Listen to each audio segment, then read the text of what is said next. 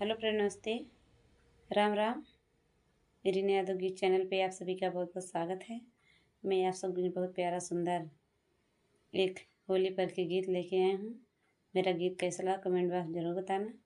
अच्छा लगे तो लाइक सब्सक्राइब शेयर जरूर करना। अपना आशीर्वाद दुलार इस गीत पे जरूर देना दोस्तों। बहुत बहुत स्वागत है आप सभी को। बहुत बहुत धन्यवाद दोस्तों, बहुत बहुत धन्यवाद।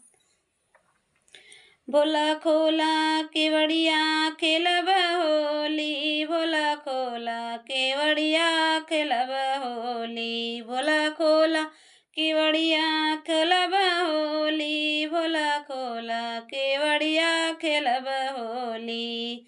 गंग संगे खेलब पर्वती संगे खेलब, गंग संगे खेलब पर्वती संगे खेलब।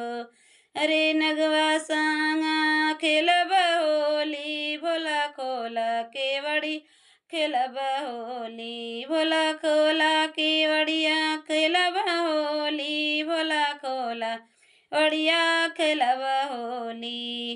राधा संगे खेल रे कृष्ण संगे खेलब, राधा संगे खेलब कृष्ण संगे खेलब। मधुबनवा में होली खेलब, भोला खोला केवड़िया खेलब होली, भोला खोला केवड़िया खेलब होली, भोला खोला केवड़ खोलब होली। राम संगे खेलब लक्ष्मण संग खेलब, राम संग खेलब लक्ष्मण संग खेलब। संग सीता संग खेलब, रोला खोला केवड़िया, भोला खोला केवड़िया खेलब होली, भोला खोला केवड़िया खेलब होली।